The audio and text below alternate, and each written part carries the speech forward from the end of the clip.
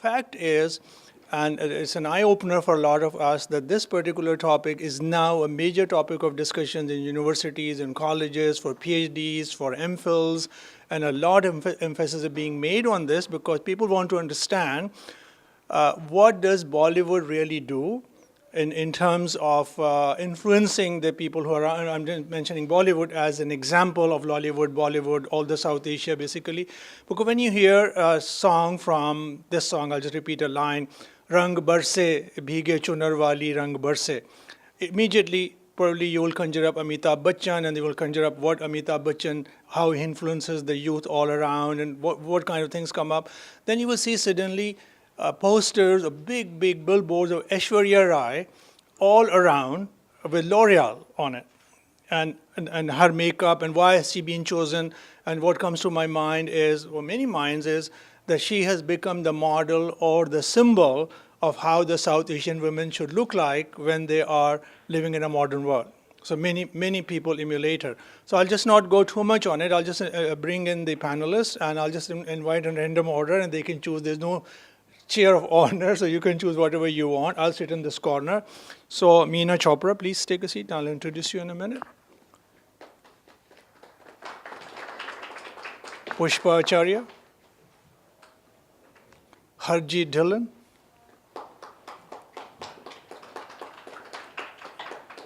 And Tahir Gorasab. So without further ado, let me introduce some of the panelists. So I have Pushpa Acharya. Pushpa is from Nepal. And he has been a major writer in Nepal before he came to Canada. He has been associated with the Nepalese journalism, Nepalese radio as a senior journalist for them. Then he came here. He's published several books already. And one of the books is Dreamcatcher in English. He has written a lot of books in Nepalese. And if you go and search on the internet, you'll find beautiful poetry read by him. Then recently, as a writer and resident in Edmonton, he did a collaborative book recently. He is currently with Monk's Center in University of Toronto as a doctoral fellow and as a lecturer, so we welcome you. We have Harjeet Dhillon in that corner, and she has just published a book called Autumn Love, which we will be releasing today. She comes from UK, Birmingham, before she came here, and this is her first book launch. We welcome her also. Then we have Meena Chopra. She doesn't really need any introduction, but it's my duty to introduce her. She's a painter, she's a poet, she's a writer, she's a media person. She's one of the, I believe that in our media community, she's the most connected with the true Bollywood of the classical Bollywood as a modern Bollywood, and they bring out, she and her husband bring out a magazine called Star Buzz. So she's a very proper guest to this particular place. Then we have Tahir Gorasab. Tahir Gora has been a publisher in Pakistan. He's a novelist. He runs, he's a TV personality. I'm carrying his TV today, TAC TV. He runs that. And he has published a very major novel only recently, which is all about the non-resident Pakistanis and non-resident Indians living. And I believe he spent a lot of time observing at Gerrard Street about how people kind of develop and behave their psyche. So this is how we are. Tariq Fatah, I'll introduce him, he's not there, but Tariq Fatah is a well-known media person. He's a social activist, and he's supposed to be the voice of a lot of progressive and modern voices in Canada and around. And he's the one who's struggling very hard against what we call the extremism, the religious extremism of all kinds, religious extremism that gets people killed, like the one killed in Pakistan today. So this is the background of people, and I have requested actually Pushpa, because he has written on the subject, to start a little discussion. The way it will be that all of these panelists will be talking about 10, 12 minutes, up to 8, 10, 12, whatever they choose. And then it will be open discussion. It is basically a friendly discussion among people. So they will sit there, they stand there, whatever they want to do, we will go from there. I was on the topic of Bollywood songs. So it was a class of around 40 students at UFT. And so my question was, I was interested in it because it's shaping culture, not only in South Asia, but abroad, everywhere people of South Asian origins are. So would be their reaction? How would they react to it? So that was my, one of the first questions I had. What did they have to say? The class was 70% students were second or third generation South Asians, and 30% were like others. The first reaction was, yeah, we have heard a lot about many things in South Asia, from parents, from grandparents. Some of us have been there, but we haven't seen it. So it becomes a way of connecting, a curiosity about yeah, we know about that, but then what is happening there? So it becomes a medium of reaching to South Asia, trying to understand it. So that was the first place where first question I had asked them, and then later on some of them wrote papers on them too. I will come back to this topic in a while. The second thing about, the second place where I talked about people is Nepali communities gatherings, like friends, places or somewhere I went. One of the things they did in the parties was Antakshari. So you sing these things, and supposedly they would sing in Nepali, that's what I had supposed, but then it would switch to all Bollywood songs, right? So Bollywood songs in diaspora, particularly Nepali diaspora, they have this relationship. I think it's mainly middle class, the population that grew up in the city, the people of my generation. They have seen all these movies, they remember all these songs, so there is culturally it's the same ground. And then it seems to have continued here. And it is not only the medium of that continuation, but also of their relationship with the language.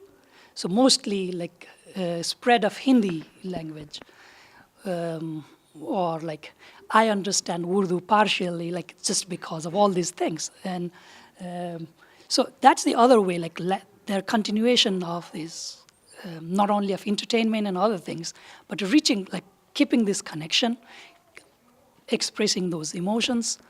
So this is other. And then the third observation I have was in Calgary. I came to Canada in 2012. So I first landed in Calgary because I had some of my friends there. After 3 or 4 days, so this friend of mine takes me to grocery and then shows me around. So we go to one of these Indian grocery store, and then there is a Nepali woman, I forgot her name now. So she sees me and then she says, oh yeah, I just came couple of days ago, and then she starts telling me what is to be Canadian. Right there, she took half an hour, and one of the things that struck me that day, was she was saying that, oh, I stopped watching Bollywood films. Okay, so what does that mean? So, no, I don't like them anymore. So she was trying to define. So in these three observations, one in my classroom, one in these Nepali gatherings, one with her. One is the idea of okay, no, this is different. I don't like these melodramatic, or it's not just melodramatic. It's you have got comedy. The genre of the film we have in Bollywood is it mixes everything. It's drama, it's comedy, it's musical. It's everything together. So it's not one genre. Then one, people trying to connect with it, trying to understand South Asia through it, trying to find the cultural links and roots. The other is continuing it, whatever they had earlier, they grew up with it, so they are continuing it. And then the third one is this ambivalence. You grew up with that, you know all these Bollywood songs. She was around 45 or 50. I'm pretty sure she knew all of those, but then trying to say that, no, I don't watch it anymore, I don't like it. So these are a few reactions and observations about the attitude I saw like among people here. But now I want to return to the idea of Bollywood songs, like particularly films in general, but beginning with the songs. So one of the things I find interesting and which is relevant to diaspora is the other person who works with me in my office is an anthropologist. She's from Vancouver. I'm married to an Indonesian guy. And when Bajirao Mastani was released, like was about to be released, then she came back telling me that, oh, I have been listening to this song all morning. And then her daughter, 2 or 3 years old, like she is also humming that because they had been playing it all morning. And so how does it reach to the people who do not have that connection, like that big connection? One of the things is it uses musical instruments. So you'll find the traditions. Say it's like it's a qawwali, or like say any kind of devotional song. You recognize this as a South Asian. You recognize that this is particular genre. But then at the same time, it uses something which appeals to the global audience. So when we're talking about these films, we're talking about three things. One, like the producers, actors, and all people who produce it. Second, the work itself, the film itself. And the third, it's the consumers, it's the audience. A few years ago, I wrote a paper on the representation of Bollywood masculinity, like how manhood was represented. One of the things that I found very interesting was, like particularly after 2000, 2005 and 6 in general, it's like you have this angry men representation, like going against law, going against police, going against these established systems. And these men don't need to be like, not muscular men, like all these heroes who represented masculinity in the 70s, 80s. They were not that masculine ones. But then all these people who came in 90s, different Khans who were very like cute lover boys in 90s, and in 2000, like in mid 2000, they suddenly appear with 6-packs, 8-packs abs, and then they start representing these films. And one of the one of the examples is the example of Dawn, remade Dawn, which Shah Rukh Khan played. It was released in Australia rather than in India, like first. So what was the audience? Who was the consumer? So they started reaching all over the world. So like the diaspora population, South Asian population increased everywhere. So in their mind, in the producer's mind now, like this diaspora is huge, like they make a lot of money from that. But at the same time, they need to address to their needs, their tastes. So they started doing that. So the later phase of this representation is like you will start seeing these action heroes coming up with all built-up bodies, like going against the system, and all these things are still there, but these forms have changed. And then in terms of Bollywood songs, so let's take one example just to clarify what I'm trying to say. Like one song would let's say Kazrare or something.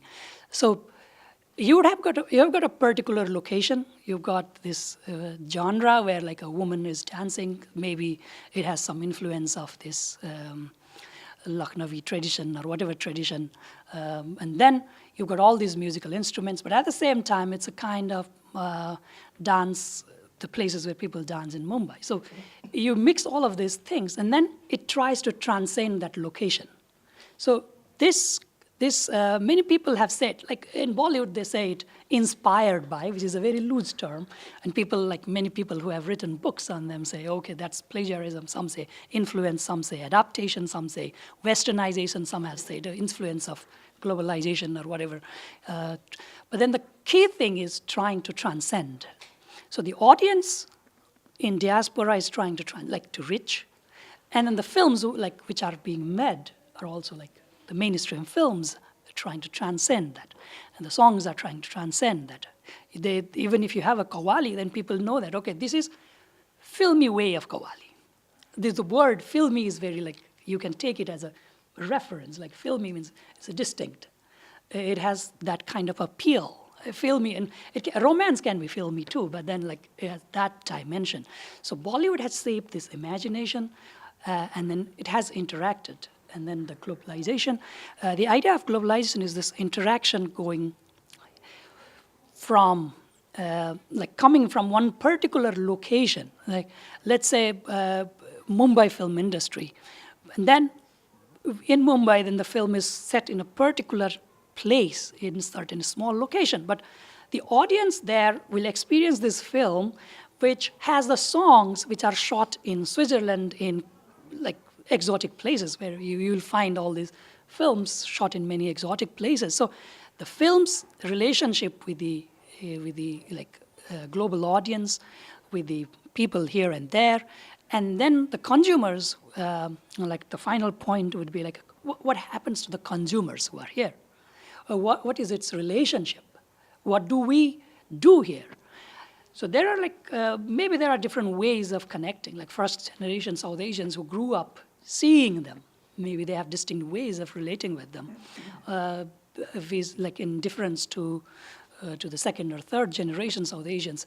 But then at the same time, the modes of dance, the way of fashion, the way we will, like these songs will enter the celebrations, all of these things become the part of life which still connect. So coming back to the first observation, is like this, some people's relationship to abandon it, but being unable to abandon it, taking it as a way to connect with the culture or a way to understand it, albeit through a very popular genre, which is not always real. It's a kind of created imaginary world, but still a way to relate it, and then still trying to explore one's emotions through them. So these are a few of my observations. Thank you. Yeah, I have a lot to say on this topic myself. Although, like when you say South Asian media, it's such a broad subject. I mean, it could mean movies, newspapers, radio. It equates to a lot of things. The first thing I think of is movies. And a lot of South Asians nowadays are moving out of South Asia and they're moving into the Western world. And it's very common. They're not liking where they're living and they want to move out. They want to experience the Western world. And since I've never lived in South Asia, I always wonder myself, is it because what they see on the TV, they think that they get a better life over here? Is it because of what they're reading? What kind of media are they being exposed to that makes them want to come and live in the Western world? A bit of background on me and myself is that my parents were both raised, they were both born in India, and my father moved at 6 years old to England. My mother was 18 and she moved to England to marry my father. And I was just born in England. So I was never exposed to India other than 2 times that I went to visit when I was really young. And I never got to see a lot except for the poverty that existed. But I still admire the country and I think it's a wonderful country. And I always don't understand why people want to move out of that. And it's not what I saw on the TV. It's actually what I saw when I went to go there. So when it comes to South Asian media, when I had friends that, and even to this day, I meet people, as soon as they find out that I'm Indian, they say, wow, I love India, I've been there, I love the movies, I love the dresses, I love everything about being Indian. I love, like, they always say Indian or South Asian, and it just always, it always goes into a debate with them. I had to make a few notes because I didn't know that I was going to say a lot of things right off the bat, but I find that also, and I'm going to be speaking mainly from experience, is that being like born outside of South Asia, I was raised very traditional, and also I had a bit of a Western values molded into that as well, whereby my mother wanted me to be the good wife, the good housewife, and do everything that my husband wanted, and get married and play the good wife. My father wanted me to be intelligent. Since the age of 6, he went to King Edward School, and he's a very intelligent man, and he just wanted he wanted his daughters to be very intelligent. So it wasn't about just being a wife and a stay-at-home mom.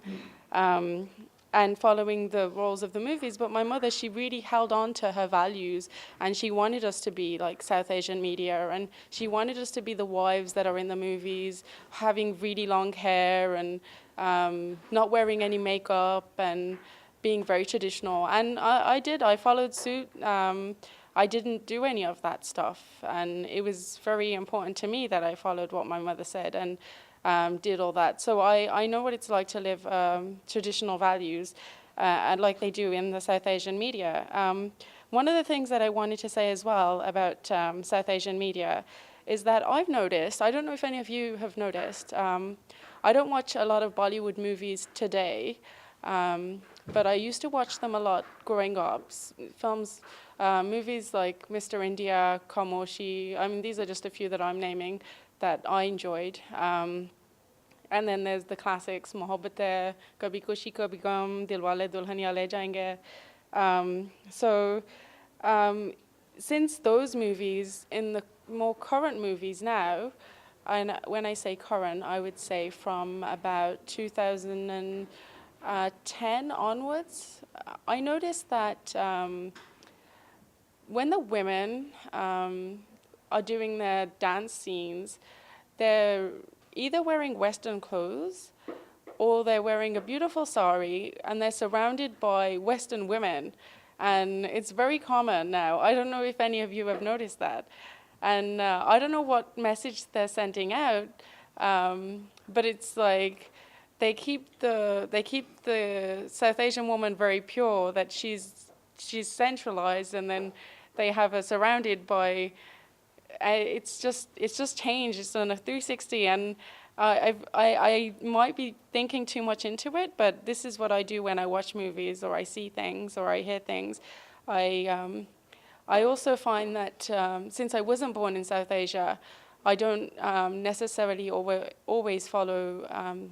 Well, when it comes to South Asian media, I watch movies, but radio, I don't listen to South Asian radio. There isn't a South Asian station for my generation in this country. I find that, and my mother's always listening to the South Asian radio station, and it's always about news related to her generation, and it's just that being a non-resident South Asian myself, it's not engaging me to embrace my culture and want to be a South Asian when I'm not being exposed to it, because everything is just engaged at it's towards the older generation, which is why I took to writing a book, because I wanted to ensure that people of my generation, that they know that there are people like me out there who live in a Western world, and we've kind of got an identity crisis going on because we're South Asians. We have the traditional values, we understand the traditional values, but we're living in a Western world, and we're exposed to South Asian media, we understand it. We're exposed to Hollywood as well, and that's another big thing, is that people have asked me, and I'm sorry, I have to apologize because I do tend to go from one subject to the next, but people have asked me as well a lot of the times, if I was going to see my book as a movie, what would I choose, Hollywood or Bollywood? And I tend to say Hollywood, and they say, why would you say Hollywood? Wouldn't you say Bollywood because you're South Asian? And I say, well, I never really thought about it. I can't imagine the main character in my book walking. I mean, she does have her traditional moments, but I can't imagine her being Bollywood, and since she's not born in South Asia. So I also find about being a non-resident South Asian myself that a lot of the movies that I'm exposed to, they're not actually necessarily filmed in South Asia. So what I'm exposed to about South Asia is not what is the truth, because it's sending out a message that this is South Asia, but it's not. And I think that they could put in a bit more work into working on promoting South Asia, because South Asia is a beautiful country. I think it has a lot to offer. Like a beautiful country, it's a beautiful continent. It's just there's so much to offer. It's so diverse. And since people are leaving South Asia, I don't know. I would love to go there and see what's out there now, because I haven't been there for a very long time, and I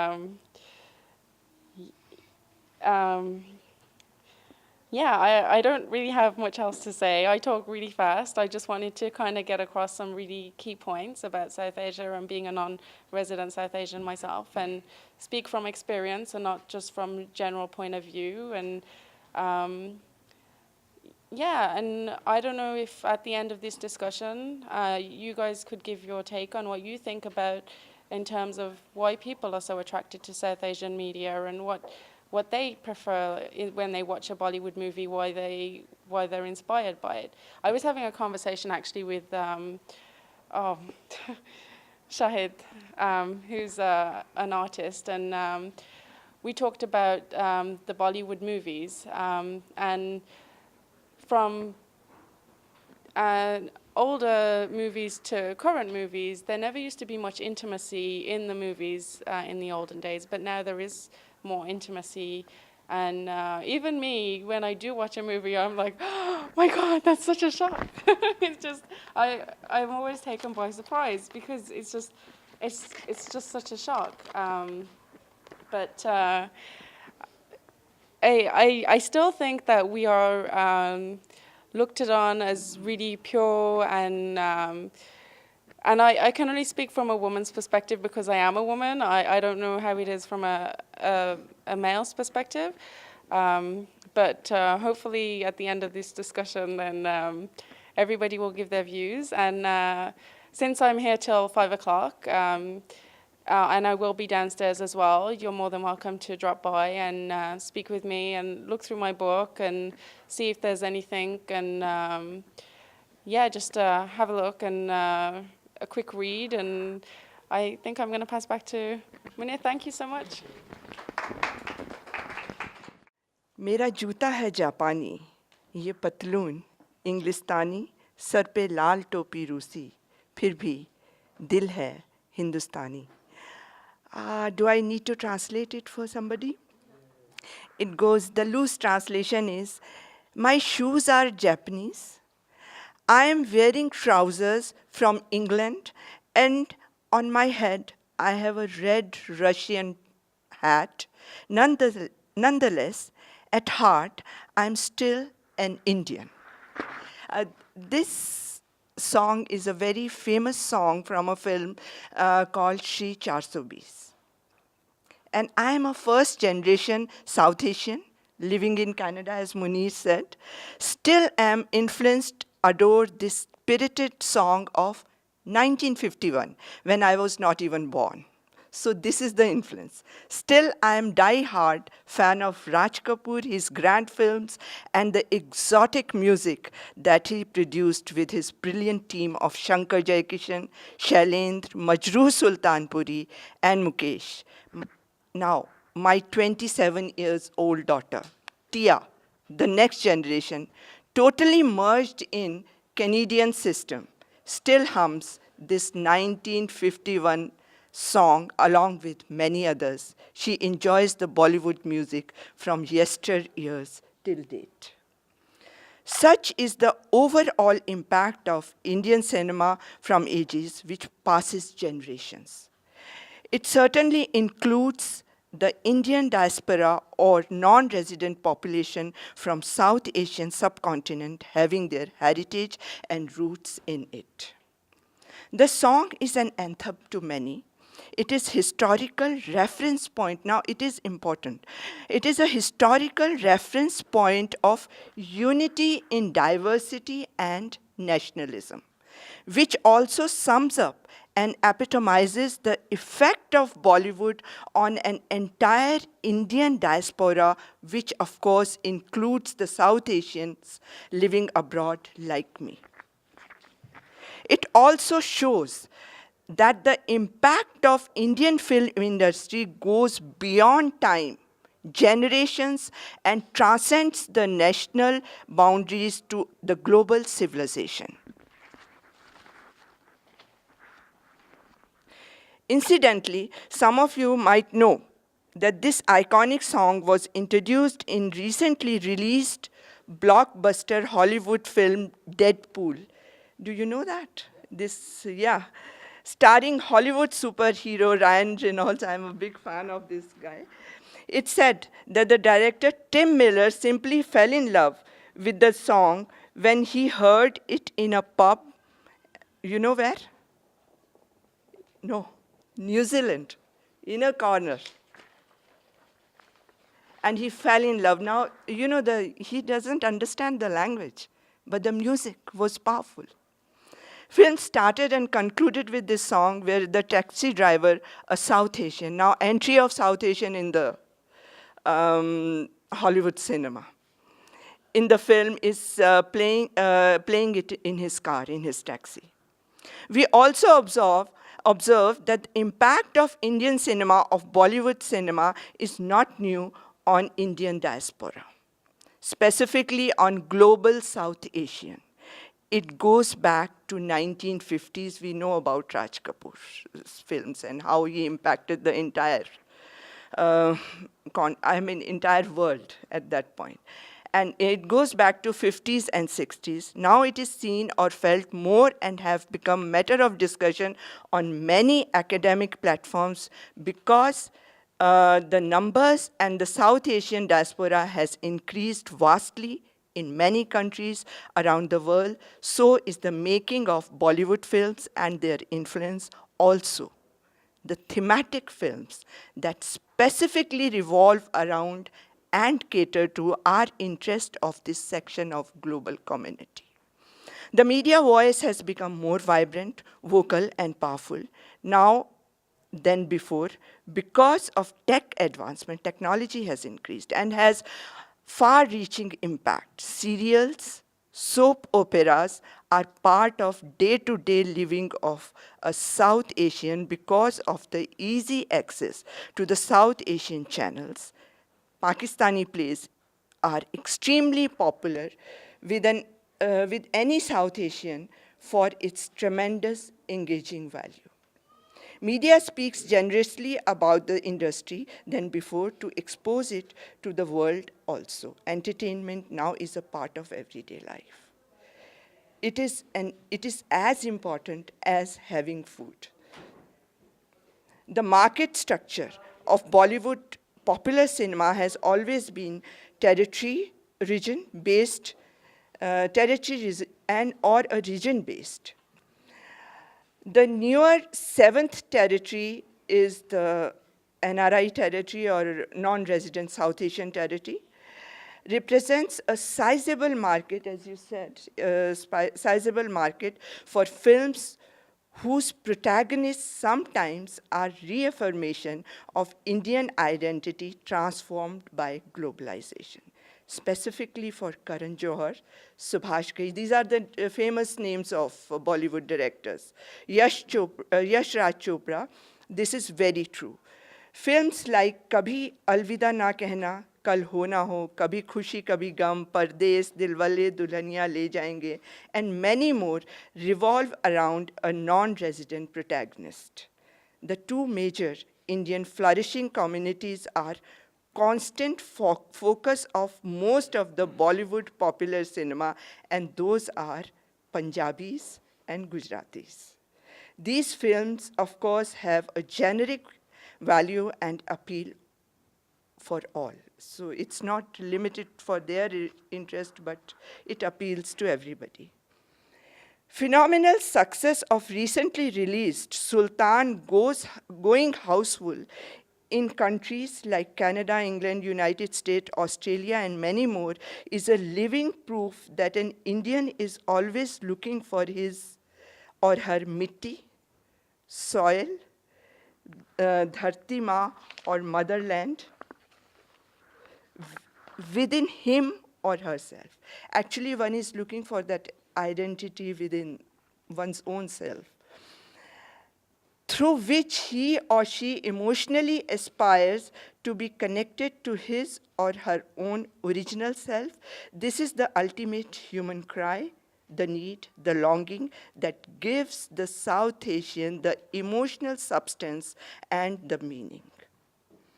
About Sultan, I would like to quote from the experience of a fellow writer and friend Mayank Bhatt, who with his wife Maruk saw it in Cineplex at Young and Dundas.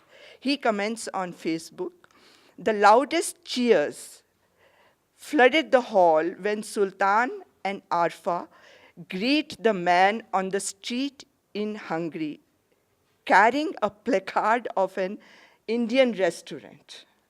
It was the moment that touched every non-resident Indian's heart in the movie hall without even uttering a word." Quoting Wikipedia, cinema actually has been the most vibrant medium for telling India its own story, the story of its struggle for independence, its constant struggle to achieve national integration and to emerge as global presence. Now, this is something very important, and I think you will have to be commenting on these lines. Primarily, popular Bollywood cinema is about the revenue generation model. It focuses on the emotional need of the expatriate who constantly pines for Indianness in a foreign land to be connected with the self. Research says that the cinema theatre in West London is the highest earning screen in the world for Bollywood films. So is the Canadian market for Punjabi films. Whatever is the reason, this dream world of entertainment is a reality of life for non-residents. It does provide a concrete emotional substance to the non-resident to be linked, connected, and is a constant reminder of their country of origin. Now, this heritage of biggest entertainment industry of the world is being passed on to the second and third generation. The next generation enjoys seeing these films which connect them with the language, music, lyrics, dance, and through them they get linked with fashion, trends, styles, and much more that is typically South Asian to modern Indian subcontinent and part of Indian heritage and culture. Now, this is important. This is the transcend what I am going to talk about. The Bollywood industry seems to have thrived because of its balanced combination of music, songs, with powerful lyrics and visuals of choreographed song sequences. These are amalgamated with the storyline. Choreographed song sequences have been the backbone of this industry. This trend, Hollywood started in 1910s and shunned it in 1930s. They became less and less in Hollywood. This is what makes Bollywood industry unique and makes it everlasting in the minds, giving the viewer an exceptional, sensually fulfilling experience. These songs, though independently appreciated, are also like cues and clues to the narrative structure of the story.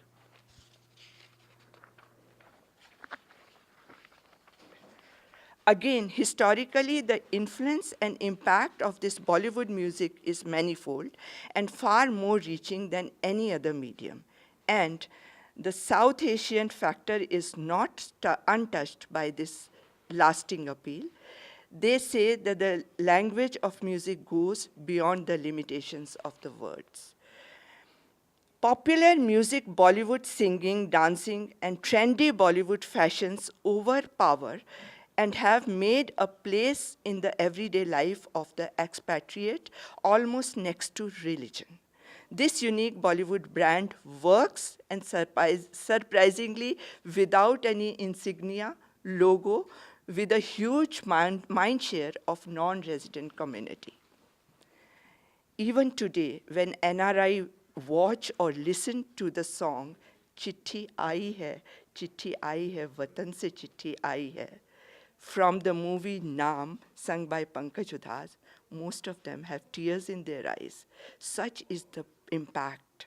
Mera Juta Hai Japani still gives one goosebumps, giving a feeling of nationalism, duty, unity. Songs picturized on Shami Kapoor still invoke foot tapping and raw sensual emotions in these far-off lands. The pop music of then has become classic of now. The Bollywood pop music today is making a history for coming years. Jai Ho. I salute to the Oscar-winning directors like A.R. Rahman and Bollywood music, who are playing an important role in the making of global South Asian, the intrinsic role model of global civilization. Famous Bollywood singers like Sonu Nigam, Shreya Ghoshal, Sunidhi Chauhan, and the list goes on, always draw full house crowds when performing worldwide. So far, so are the actors for their Bollywood dancing.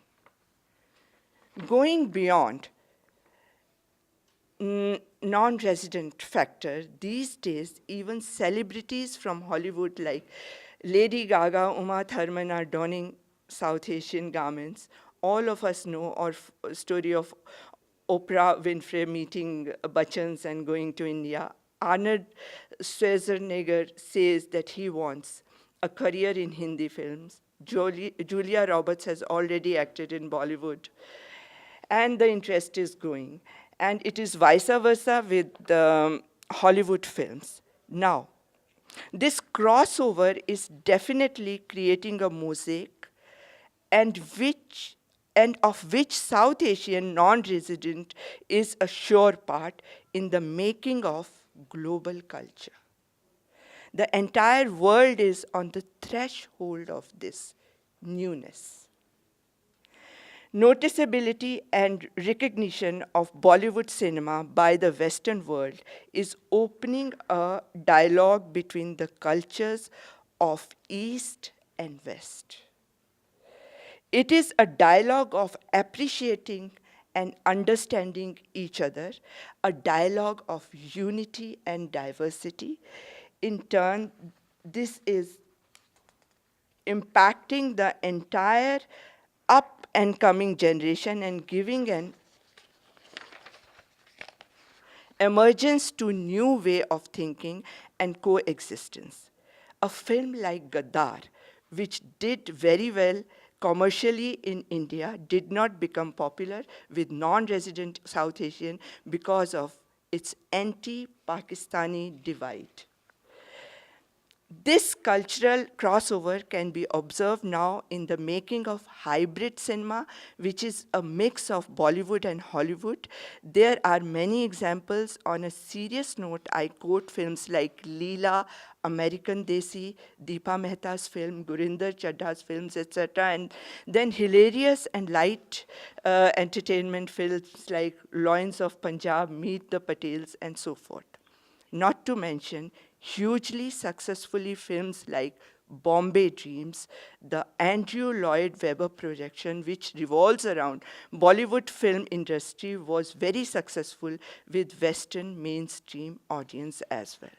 Author and scholar Jigna Desai, in one of her articles or research paper, says on the subject, productions like American Desi, Bombay Dreams attest to the ways in which these texts suggest that Bollywood plays a feature role in not only constructing South Asian and diasporic identities, but also significantly participates in structuring the pleasure of and desires of these subjects as well. With this note, I would like to thank you all for listening to me. And again, I would like to poet Shailendra, मेरा जूता है जापानी, ये पतलून इंग्लिस्तानी, sir पे लाल टोपी रूसी, फिर भी Dil Hai Hindustani. Thank you. Back in 95, 96, we were living in Kyrgyzstan, Kazakhstan, former Soviet Union places. And one night, Halima and I went to a nightclub. And as we entered there, we heard a music, Punjabi Munde Paun Pangada. And we had tears in our eyes. In that small town along Lake Isakol in Kyrgyzstan, we were sort of greeted with a song, Punjabi Munde Paun Pangada. And I looked around in the nightclub and tried to find any Indian face over there. I couldn't find first glance. And then later on, I realized there were two Punjabi boys. And being a diehard Punjabi, I just rushed to them and hugged them. And I realized that the Punjabi, my Punjabi, or Indian, South Asian heritage has reached to that small town in Koikaf, what we used to call Kyrgyzstan, Pariyon ka Desh, land of beautiful girls. And that was my first encounter with Punjabi or with South Asian media outside South Asia. Then we moved to Canada in 1999, and we lived in Scarborough. And the first time I came to the same place, Gerrard Street, Halima didn't move at that time. I was the first who moved to Canada. And I started looking for some Pakistani or Indian cuisine, and I found a restaurant. And I could not believe that I could eat chicken curry in Canada, because it was not available in Russia. We lived and worked there for about 8 years. We had to cook at home. And over here, same taste. But while living in Scarborough, we also realized, okay, probably we don't live in Canada. We used to visit Gerrard Street almost every day, and we never thought that we are in Canada. We thought either we are in Pakistan, in Lahore, or we are in Delhi. Then we moved to Burlington just to experience Canadian life here in Canada. And it's a different city, Burlington, and the place where we live. Still, there are not many South Asians around us because it's a downtown core. There is not much room for further developments there, so not many people move to that area. So then a couple of years ago, we thought we should have some TV studio in Malton. So in Malton, we drive every day from Burlington to Malton. And it's like driving from Canada to Jalandhar every day. Last year, former Minister Citizenship and Immigration was in our studio, Mr. Chris Alexander. And I was driving him from studio to a place somewhere in Mississauga. And along Dairy Road, we couldn't spot any non-South Asian. It was about 10-kilometer stretch. And almost all businesses owned by South Asians. And I then joked, Mr. Chris, I said that you are a newcomer here in this part of the world. He just laughed. And along Dairy Road, when I was driving him, I also mentioned that there are about 8 newspapers offices, 3 television channels, all from South Asian background. Back in 2007, I was hired by Hamilton Spectator. And the first meeting I had with my deputy editor, and he said that, Tahir, we need you because we do not understand South Asian culture. So you have to go to South Asian pockets in Hamilton, Burlington, and surrounding area. And we do not understand their family issues. So dig deeper and bring stories for us.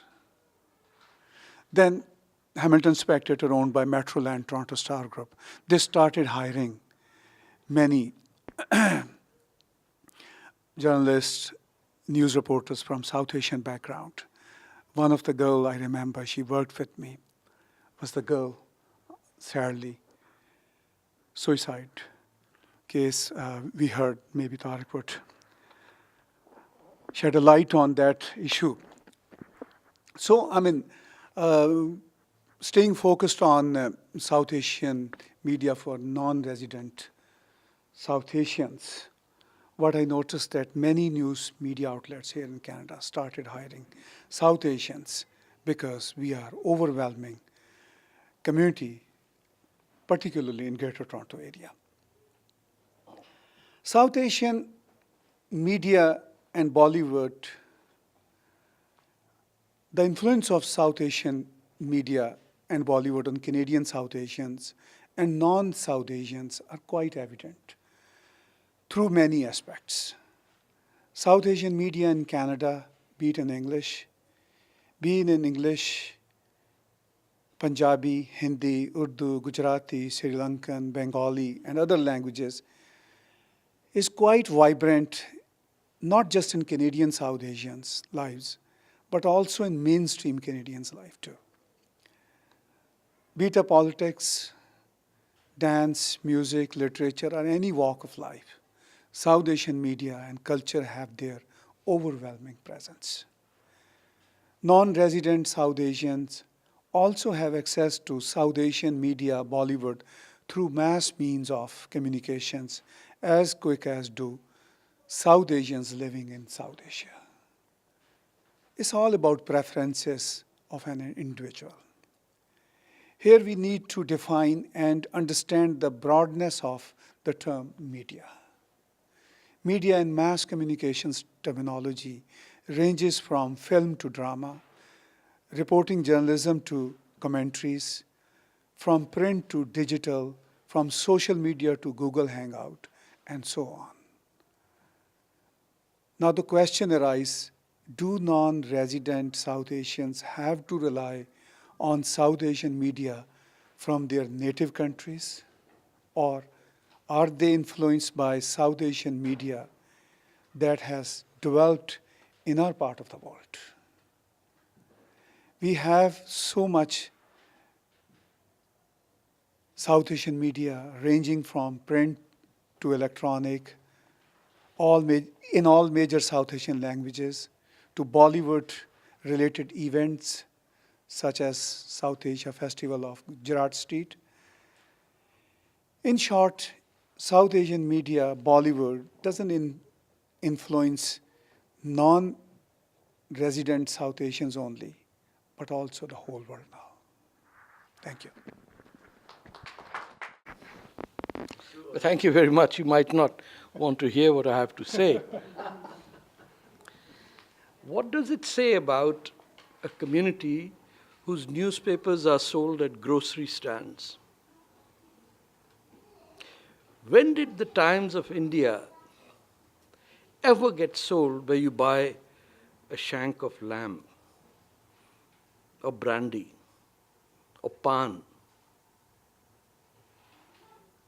So before you start extolling the great virtues of South Asian media, I think one needs to do an introspection and understand that it is the only community where not a single person wishes to pay a single dollar to buy a single newspaper.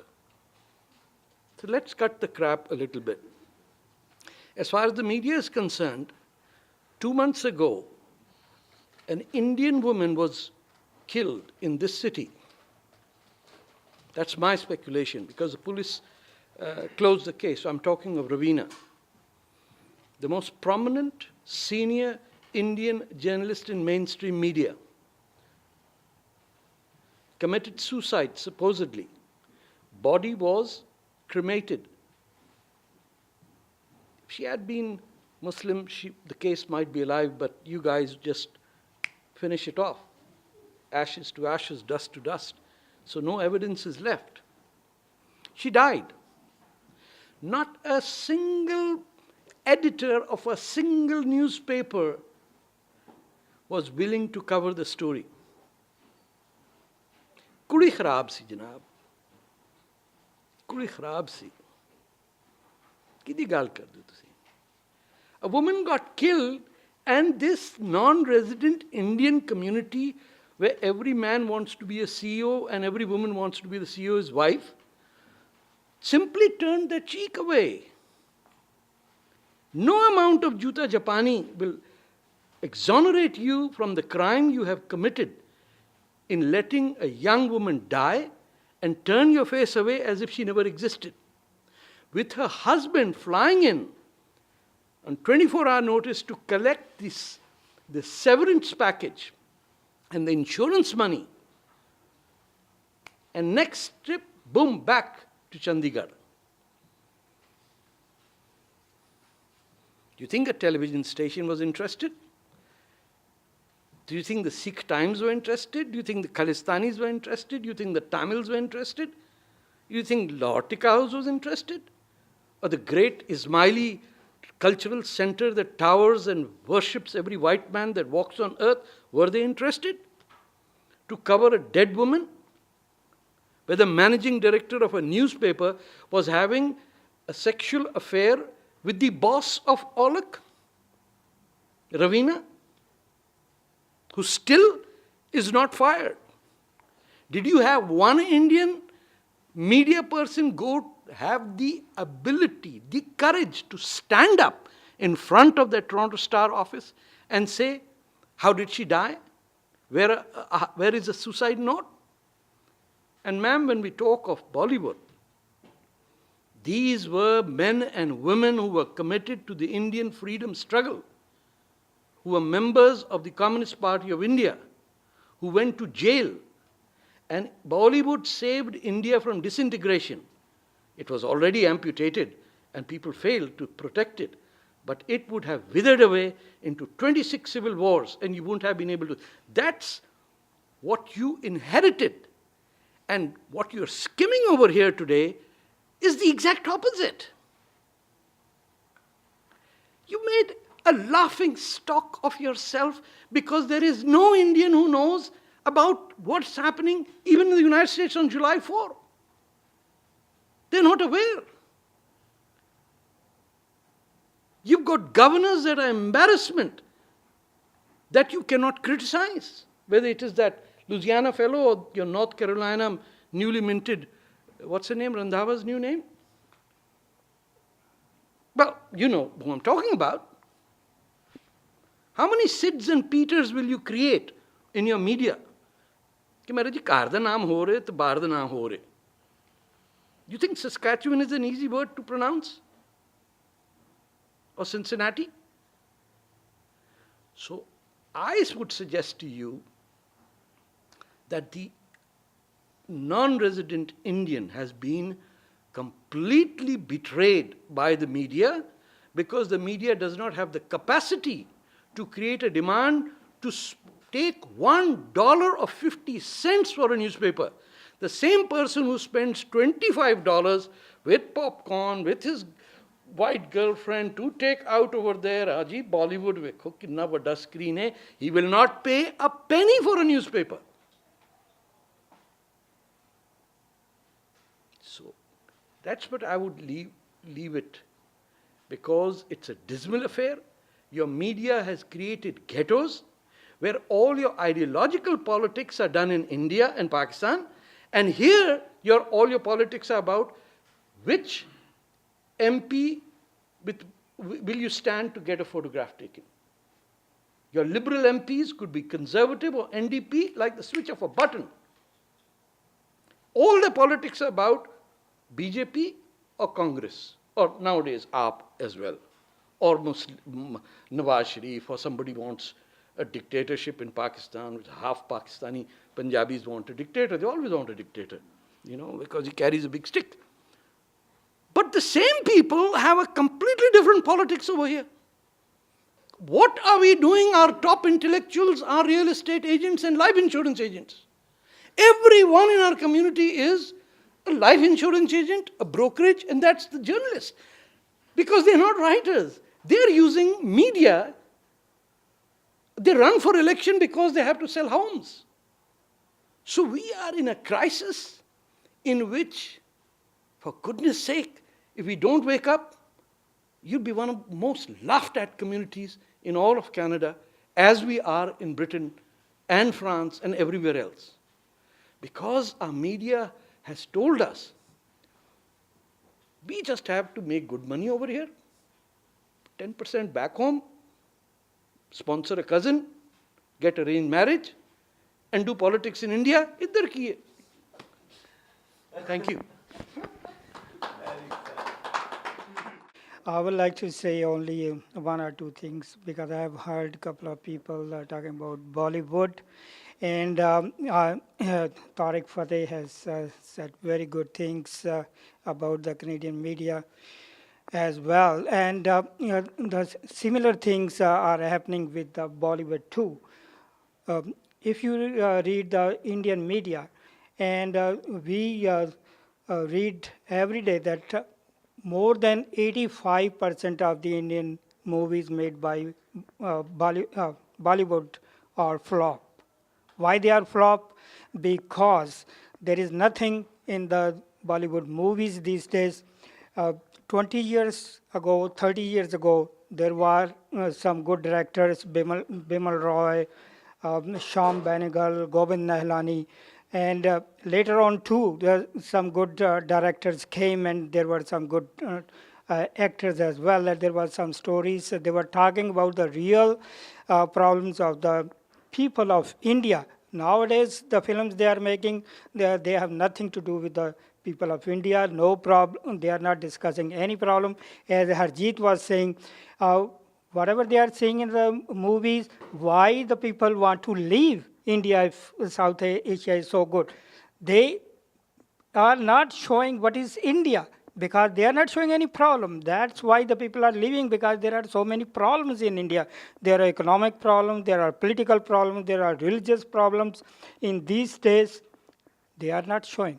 There are very, very few directors who are making good movies. Every year, only 2 or 3 or 4 movies they are making good movies.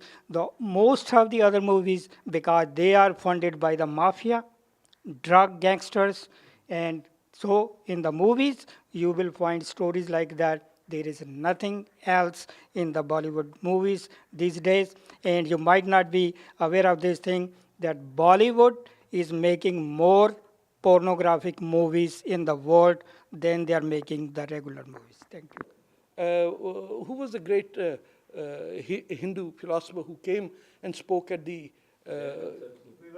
Vivekanand. He created a storm at the International Religious Convention in Chicago. 1893. Can you imagine that? Can you imagine that? And do you know of Vivekanand today? Out of what? 3 million? 4 million North American Desis? What's the name of the Louisiana governor, the rotten fellow? Bobby Jindal. That's what we produced. The guy changed his religion 3 times. He converted into the wrong Christianity. Then he was told, no, Catholics are in favor. So he again changed. We've become the laughing stock of the ultra-right-wing, anti-immigrant people who are celebrating Bobby Jindal and Nirmal Randhawa. She has a new name. I'm giving that. Compare that to Ujjwal Dosanjh, who gave his eye to fight against extremism, right? We forgot about Ujjwal Dosanjh. We remember that guy. We can only do this if we subscribe to newspapers and if we listen to CBC, radio without commercials, and stop listening to or visiting these films. Can we go and watch the classic Hollywoods? The Juta Hai Japani will always be in our hearts. Nobody can take it away. But we are stuck celebrating our ghettoization. And we'll pay a very heavy price. And then we want arranged marriages for a daughter. You got a few things to do. Get a newspaper, let your daughter marry someone out of your caste or religion, and you will see what freedom can bring to you. We are stuck in not allowing our daughters to go out of the house, beat them up. Do you know how many honor killings take place over here that are unreported? Of sisters falling out of balconies? Count them and you will see. Oh, oops, she just fell down. Those are things that have to be done if you want to change the media. Plus, if you cannot produce a film or even a news report on Ravina. Then there's an expression in Punjabi which is dur fite muh. What is the influence of the South Asian media in Bollywood to the South Asians living abroad? For the non-residentials outside India or like South Asia, it is tapping on the nostalgia of home. It's a part of like shaping a big culture, but at the same time, it's tapping of that nostalgia with very little political messages. As I said earlier, noticeability and recognition of Bollywood cinema by the Western world is opening a dialogue between the cultures of East and West. It is a dialogue of appreciating and understanding each other, a dialogue of unity in diversity. In turn, this is impacting the entire up and coming generation and giving emergence to a new way of thinking and coexistence.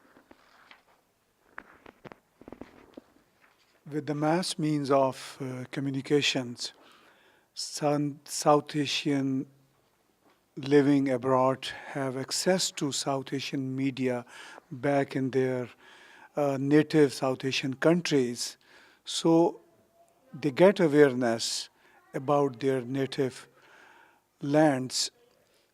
But the presence of overwhelming South Asian media here and abroad, particularly in Canada and the United States,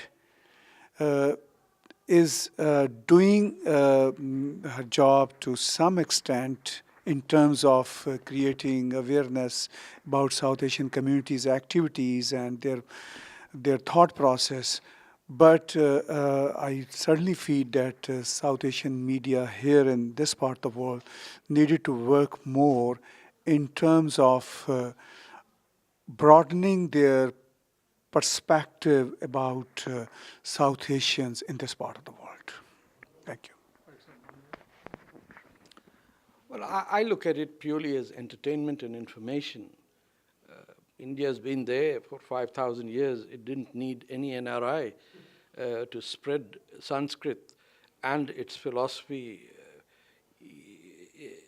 whether it was during Mohenjo-daro times or whether it was when the Mahabharata was being written. The whole world owes India a great debt. If we can contribute to that, that's fine, but I look at media as entertainment and information. If you want to influence people, then we enter into politics. So then we can't avoid it. Have fun, go watch the movies. It's great entertainment. And let's not give too much what I would say, responsibility to them to accomplish something. You know, they are there it's a business, they are there to make money, they make good movies, they entertain you. Fair enough, and we go back home eating the popcorn. I'm glad that cinema halls are showing it. Otherwise, we would have to see it on very bad, you remember VHS? For goodness sake, that was hell. So we are free now, we can see movies, and it's wonderful. #1 multicultural channel. This is TAG TV.